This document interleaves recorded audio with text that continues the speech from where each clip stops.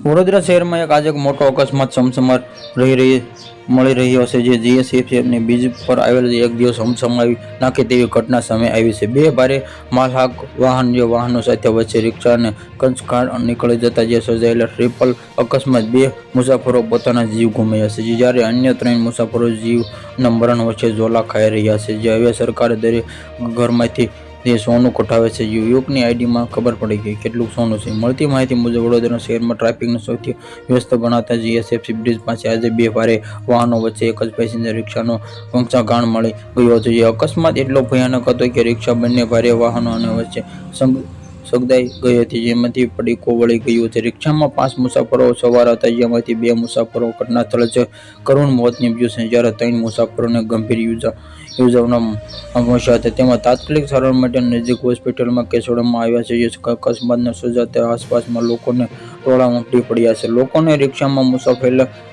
બહાર કાઢવામાં આવેલા જહેમત ઉઠાવી। જે ગમખ્વાર અકસ્માતના પગલે બ્રિજ પર વાહનોની લાંબી કતાર લાગી હતી, જે વાહન વ્યવહારમાં ખોરવાયેલા હતા। જે ઘટના સ્થળે પ્રત્યક્ષદર્શીમાં જોનારે જણાવ્યું કે 2 ટ્રકોની વચ્ચે રિક્ષા પત્તાની જેમ સળગાઈ ગઈ હતી। અકસ્માતના દ્રશ્યો જોવા આવતા એરટાઇટ એપિયાને ઘટનાની જાણ થતાં પોલીસનો કાફલો તાત્કાલિક દોડી આવ્યો હતો। પોલીસે મૃતકોને પોસ્ટમોર્ટમ આવી કે મોટમ ખેસડી અકસ્માત ગુનો નોંધી તપાસ હાથ ધરી છે। હાલમાં બ્રિજ પરથી અકસ્માતગ્રસ્ત વાહનોની હટાવી ટ્રાફિક હળવો કરવાની કામગીરી શરૂ કરવામાં આવી છે।